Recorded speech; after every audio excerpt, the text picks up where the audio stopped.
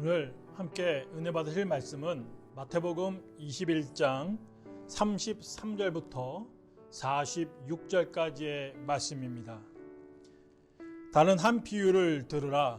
한 집 주인이 포도원을 만들어 산울타리로 두르고 거기에 집 짜는 틀을 만들고 망대를 짓고 농부들에게 세로 주고 타국에 갔더니 열매 거둘 때가 가까움에 그 열매를 받으려고 자기 종들을 농부들에게 보내니 농부들이 종들을 잡아 하나는 심히 때리고 하나는 죽이고 하나는 돌로 쳤거늘 다시 다른 종들을 처음보다 많이 보내니 그들에게도 그렇게 하였는지라.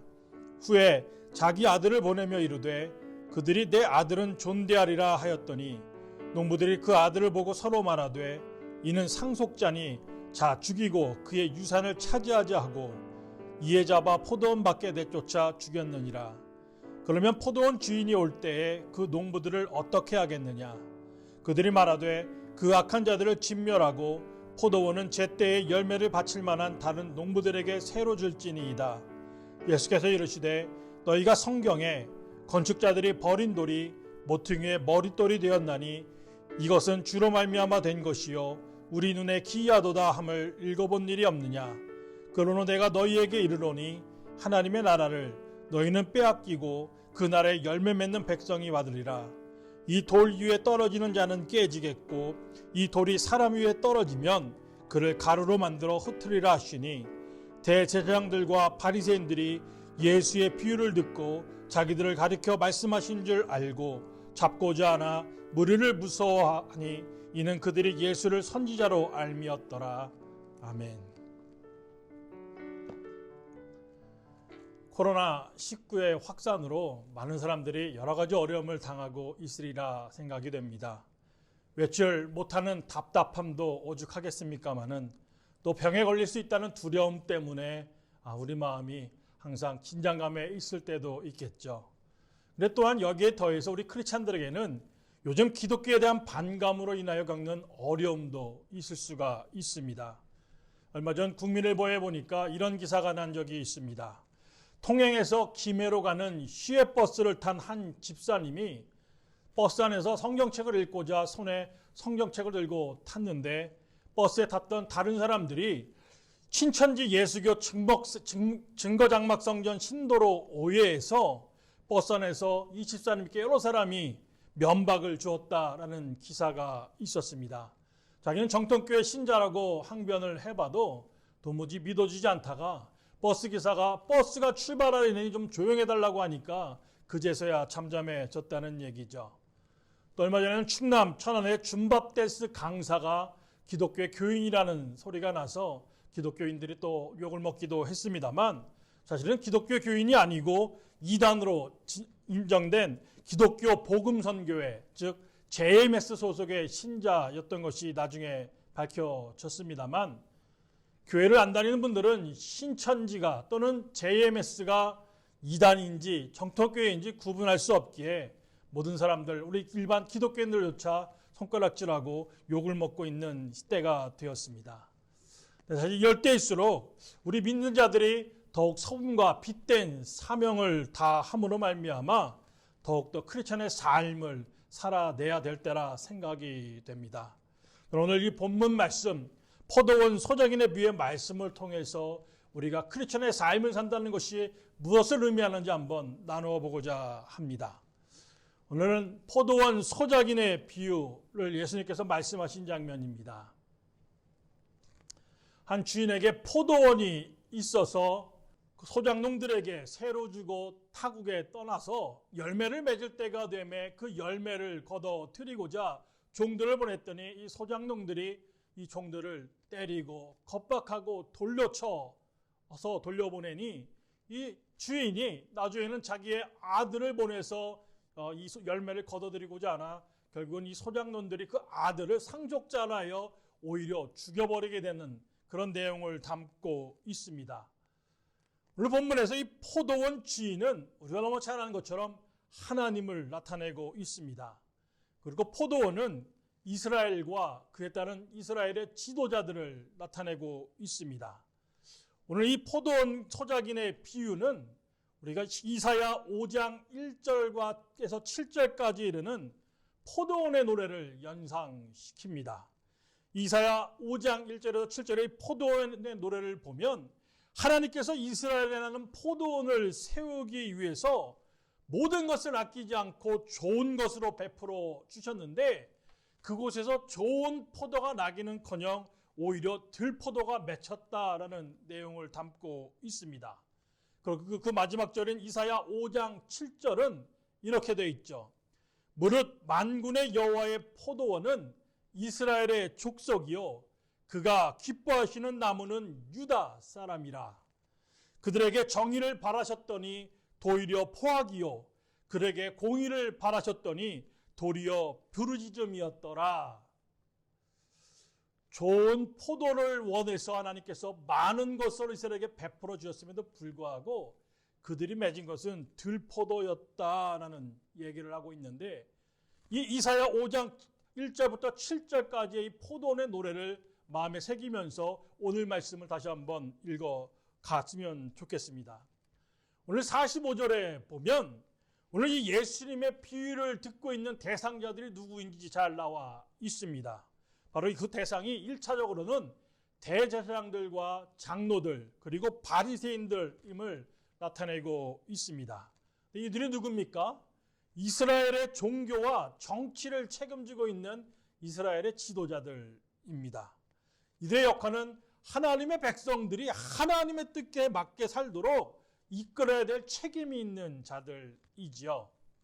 근데 마태복음 26장 3절에 보면 이 대제사장과 장로들 그리고 바리새인들이 대제사장 가야바 집에 모여서 예수님을 신계로 잡아 죽이려고 작정을 하는 모습을 보여주고 있습니다. 그리고 바로 이들이 결국 예수님을 십자가에 못 박는 결정적인 역할을 수행하게 되는 것이죠. 그러게 1차적으로는 예수님 이 비유를 이 대제사장들과 바리새인들에게 들려주고 있는 것은 분명하나 우리는 성경 말씀을 대하면서 2차적으로는 또 이 말씀이 또한 우리에게 주신 말씀이라고 생각하고 이 말씀을 통해서 우리가 우리 자신을 돌아봐야 될 줄로 믿습니다. 오늘 하나님께서는 이 포도원을 주인은 이 하나님께서는 이 포도원을 세우시면서 33절에 보니까 산울타리로 세우고 집자는 틀을 주고 망대를 세웠다라고 얘기하고 있습니다. 다시 말하면 포도원을 운영하기에 필요한 모든 것을 하나님께서 공급하고 계시는 것이죠. 하나님께서 왜 이런 것들을 모든 이스라엘 백성들 또 이런 지도자들에게 또는 우리에게 이렇게 공급하시겠습니까? 그 목적은 너무나도 분명합니다. 포도원 주인으로서 하나님은 우리로부터 열매를 원하고 계신다라는 것이죠. 근데 34절에 보니까 하나님께서 원하시는 열매의 양이 얼마큼입니까? 우리가 거둔 것 중에 일부입니까? 아니, 그렇지 않습니다. 하나님께서 모두를 원하고 계시는 것입니다. 하나님은 우리가 맺은 열매 모든 것을 다 거둬서 하나님께 드리기를 원하고 있습니다. 그럼 하나님이 우리로부터 거두기 원하는 열매가 뭐냐라는 것이죠. 그것은 바로 선한 사역입니다. 이 땅에서 정의와 공의를 시행하는 것입니다. 이사야 5장 7절에서 말씀하신 바와 같다라는 것이죠. 하나님께서 정의를 바라시고 하나님께서 공의를 우리로부터 거둬들이길 원하신다라는 것입니다. 근데 성경은 대제사장과 또 바리새인들 또는 우리가 어떻게 했다고 얘기합니까? 바로 하나님께서 열매를 거둬들여가 보낸 종들을 능력 보이고 힘이 때리고 돌로 쳤다라고 얘기하고 있습니다. 역사적으로 이 종들은 하나님께서 이스라엘 땅에 보내신 선지자들을 의미합니다. 하나님께서 보낸 선지자들. 제가 어제도 말씀드렸지만 이 선지자들은 이스라엘 역사 가운데 많은 고난을 당했다라고 기록하고 있죠. 열왕기상 18장에 보니까 우리가 잘 아는 엘리야 선지자는 아합에게 쫓겨서 많이 도망 다녔습니다. 또 예레미야 20장 보면 예레미야는 시드기야 왕 때 감옥에 투옥당해서 모진 고난을 당하기도 했습니다. 또 역대하 24장에 보면 유다 왕 요아스 왕 때에 우상을 섬기는 것을 책망하던 스가랴 선지자가 죽임을 당하는 장면이 나와 있습니다. 그래서 역대하 24장 24절을 보면 죽음을 앞두고 하나님께 스가랴 선지자가 이렇게 외치는 것을 보여있습니다. 하나님이 이같이 말씀하시기를 너희가 어찌하여 여호와의 명령을 거역하며 스스로 형통하지 못하게 하느냐 하셨나니 너희가 여호와를 버렸으므로 여호와께서도 너희를 버리셨느니라. 이게 스가랴 선지자의 말입니다. 너희가 하나님을 버렸기에 하나님께서도 너희를 버릴 것이다 라는 얘기를 하셨다라는 거죠. 선지자들이 이렇게 고난을 당하고 이렇게 어려움을 당했습니다. 이때 선지자들이 어떻게 고난을 당하고 또 어떻게 이것들을 이겨내면서 하나님의 말씀을 던졌는지는 우리가 11에서 11장을 통해서 잘 알 수가 있죠. 일명 믿음장이라는 장 아닙니까? 이 11에서 11장 32절 이하를 보면 선지자들이 이스라엘 땅에서 어떤 어려움을 만났고 어떻게 하나님의 말씀을 지키려고 애를 썼는지 잘 보여주고 있는데 히브리서 저자는 요약해서 이렇게 합니다. 이런 사람들의 일을 말하려면 시간이 부족할 정도이고 이런 사람은 세상이 감당치 못하니라라고 단적으로 말하고 있다라는 것이죠. 하나님의 사랑과 그 사랑을 힘입어 살아야 될 이스라엘 백성들 또는 우리 신앙인들이 극명하게 대조를 이루는 장면들이 나와 있다라는 거예요. 하나님은 사랑하시기에 끊임없이 선지자들을 보냈음에도 불구하고 이스라엘 백성들은 끊임없이 하나님의 선지자를 돌로 치고 죽이는 일을 반복하고 하나님의 명령 듣기를 거절했다라는 거죠. 오늘 본문에서 하나님은 그 종들 이후에 누구를 보낸다고 말합니까? 그 아들, 상속자를 보낸다. 다시 말하면 선지자 중에 선지자, 참 선지자 되시는 예수님을 마지막으로 우리 가운데 보내셨다라는 거예요. 그러면 좀 들어야죠. 예수의 말씀을 잘 따르고 이게 주인의 아들이구나. 하나님의 아들이 오셨구나. 이제는 우리가 잘못을 회개하고 하나님 말씀대로 그 열매를 드리고 하나님께 드리자라고 해야 됨에도 불구하고 성경은 예수님을 잡아 죽이자고 이들이 모의했다 얘기하고 결국은 십자가에 못 박혀 죽였다고 얘기하고 있는 것 아닙니까? 그에 따른 결과가 뭡니까? 결국 오늘 보면 40절과 41절을 보면 주인의 심판이 이르는 거죠. 결국은 예루살렘이 멸망하고 성전이 파괴되는 일이 일어나게 된다라는 것입니다. 그러면서 말씀하시기를 하나님은 제때에 열매를 바칠 만한 다른 농부들에게 이것을 주겠다라고 얘기하고 있는 거예요. 하나님의 공의와 정의를 삶 가운데서 실천할 사람들, 그 사람을 하나님이 찾고 계시고 그 사람들에게 다시금 기대하고 계시다라는 거예요. 이것이 다시 세계사로 얘기하면 이것은 유대인들의 크리스찬들과 이방인 크리스찬들로 구성된 교회를 나타낸다고 할 수가 있습니다. 이 교회를, 이 신앙 공동체를 하나님이 열매를 제때 바칠 만한 그릇으로 삼고 기다리고 계신다라는 것이죠. 예수님께서 오늘 말씀을, 이 비유를 듣고 있는 대제사장과 바리새인들에게 묻지 않습니까? 40절, 41절 말씀이죠. 그랬더니 이 바리새인들과 유대인의 대제사장들이 스스로 뭐합니까? 그들을 진멸하고 그것을 뺏어야 된다고 얘기하고 있는데 그것이 바로 자기들이 당할 이름을 이들은 깨닫지 못하고 있는 것이죠. 그러면서 예수님 42절에 말씀하지 않습니까? 너희가 성경에 라고 얘기하면서 이런 일을 읽어본 적이 없느냐라고 얘기하고 있죠. 건축자의 버린 돌이 모퉁이 돌이 됨을 읽어본 적이 없느냐? 왜 이런 질문하시는 거예요? 여러분, 대제사장과 바리새인들은 성경을 잘한다고 자부하는 사람들 아닙니까? 그럼에도 불구하고 성경을 잘한다는 사람이 어떻게 이런 일을 행할 수 있느냐고 예수님 반문하고 계시는 거죠. 너희가 스스로 크리스찬이라고 하면서 스스로 신앙 좋다 얘기하면서 어떻게 그 삶은 그에 합당한 열매를 맺지 못하는 삶을 살고 있느냐고 하나님 말하고 있는 것입니다. 그러면서 오늘 본문 43절에 오늘의 주제가 되는 말씀을 예수님 하고 있지 않습니까? 그러므로 내가 너희에게 이르노니 하나님의 나라를 너희는 빼앗기고 그날에 열매 맺는 백성이 받으리라 했습니다. 열매 맺는 백성이 그 나라를 받게 된다라는 거예요. 그러니까 열매 맺는 삶, 이 땅에서 공의와 정의를 실현하는 삶, 크리스천으로서의 소금과 빛된 사명을 감당하는 삶이 그렇게 중요하다라는 얘기를 하고 계시는 거죠.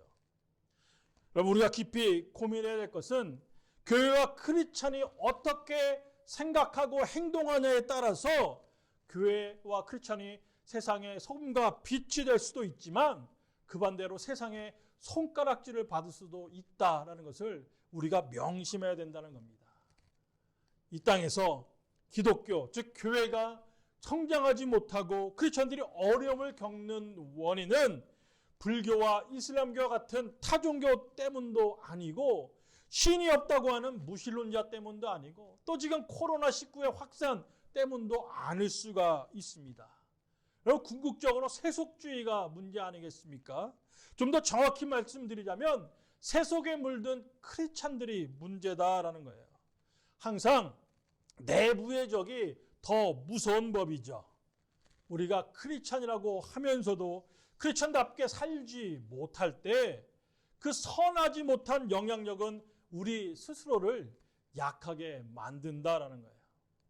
여러분, 영국의 카톨릭 역사학자 크리스토퍼 도슨이 이런 말을 한 적이 있습니다. 확고한 세속주의자들은 유럽 인구의 극소수에 지나지 않았지만 그리스도인들이 그들의 할 일을 대신해 주었기에 구태여 강하게 싸울 필요가 없었다. 이게 무슨 말입니까? 오늘 유럽 교회가 다 형편없이 무너졌다고 얘기하지 않습니까? 그 원인이 세속주의자들이 막 강하게 기독교를 핍박해서가 아니라 크리스찬 스스로가 우리 스스로 할 일들을 하지 못했기 때문에 자연스럽게 망하고 말았다라고 얘기하고 있는 거예요. 스위스 신학자 에밀 프루너는 또한 이런 얘기를 했습니다. 현대 시대의 특징인 비기독교화는 많은 크리스천들이 신앙에 불충실한 결과물이다. 어쩌면 맞는 말일 수도 있습니다. 많은 사람들이 예수를 믿지 않고 떠나서 가난한 성도가 나타나는 현상들, 많은 사람들이 교회를 손가락질하는 이런 현상들이 어쩌면 우리 크리스찬들 스스로가 소금과 빛된 사명, 그리고 하나님께서 원하시는 정의와 공의를 실천하는 그 삶을 우리 삶 가운데 실천해가며 살지 않았기 때문에 스스로 무너져가고 있는 것인지도 모른다라는 것이죠. 이 땅에 세속주의가 만연하고 교회가 문을 닫기 시작하는 주된 원인을 외부로부터만 찾을 것이 아니라 우리 내부, 즉 이 크리스천답게 살지 못했기에 스스로 무너지고 있다는 걸 좀 깨달아 알아서 다시금 우리의 신앙을 돌이켜야 된다라는 거예요. 왜 이런 일이 벌어집니까? 크리스천이라고 자처하나 하나님을 깊이 경험한 적도 없고 세속주의에 물들어서 하나님과 더불어 돈, 명예, 권력을 탐하는 삶을 살기 때문에 그런 것은 아닌가 우리가 생각해 봐야 된다는 것이죠. 영적인 것을 옳게 볼 그런 영적 안목도 없고 눈은 떴으되 하나님을 보지 못하는 영적 소경이 우리 스스로가 아닌가 생각해 봐야 됩니다. 옳게 보고 세상의 소금과 빛의 역할을 담당해야 될 크리스천들이 오히려 영적 소경이 돼서 헤매니까 오히려 더 심한 악취를 내고 있는 것이 아닌가라는 생각을 해볼 필요가 있다는 것이죠. 여러분, 이런 말이 있습니다. 최선이 타락할 때 최악의 부패가 발생한다. 여러분, 최선이 타락하면 그만 차선책이 나오는 게 아니라 오히려 최악의 부패가 나타난다라는 거예요. 여러분, 우리 크리스찬들이 점점 하나님으로부터 멀리하는 쪽으로 기울어가고 있다고 그런다면 게다가 코로나19라는 전염병이 또 요즘은 돌고 있어서 우리를 더 힘들게 하고 있습니다만 정신 차려야 된다는 겁니다. 이럴 때일수록 하나님 앞에 뜨겁게 다시 기도해야 될 사람들은 자기의 신앙을 불릴 듯 해야 되는 것이죠.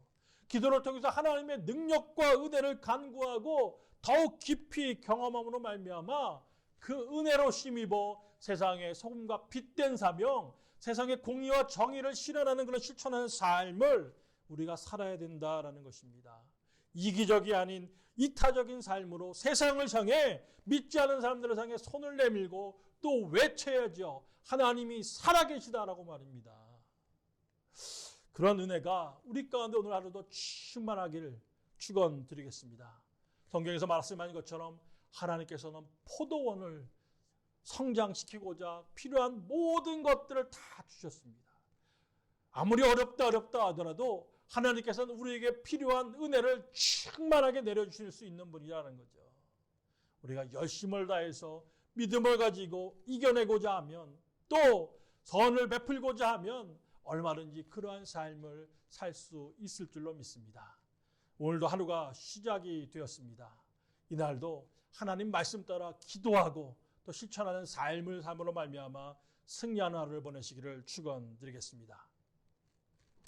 오늘도 기도하기 원합니다. 첫 번째, 이 사순절 세일의 기도가 계속 진행되고 있는데 이 기도회를 통해서 다시금 우리가 뜨거운 신앙으로 회복할 수 있도록 위해서 기도해 주시기 바랍니다. 두 번째는 우리 환우들과 연로하신 성도님들을 위해서 코로나19 가운데 어려움 당치 않도록 위해서 기도해 주시기 바랍니다. 세 번째는 우리 해외에 계신 우리 표명대 박진원 선교사님을 비롯한 협력 선교사님들을 위해서 기도해 주시기 바랍니다. 우리나라도 이 정도인데 그 선교적 열악 환경 가운데는 얼마나 피해가 요즘 막심한지 모릅니다. 우리 선교사님들의 강건함을 위해서 기도해 주시기 바랍니다. 기도하겠습니다. 사랑 많으신 하나님 아버지, 오늘도 하루에 해가 떴습니다. 오늘 한 날도 우리가 크리스천의 이름으로 하루를 살아갈 때에 하나님 은혜 가운데 충만히 받았사오니 아버지 빛과 소금의 삶을 감당하는 삶을 살 수 있도록 붙잡아 주시옵시고, 나만을 위하는 것이 아닌 다른 사람들 그 이웃들을 생각하며 사랑으로 베풀 수 있는 삶을 살아내므로 말미암아 하나님의 나라가 온전히 이 땅에 확장되는 그 길 가운데 저희들의 사명을 다할 수 있도록 인도하여 주시옵소서. 기도하기 원하는 자에게 하나님 은혜 베풀어 주옵시고, 말씀 가운데 거하기 원하는 자에게 하나님 충만히 임하여 주셨기를 간절히 원하며 예수 그리스도로 결사합니다.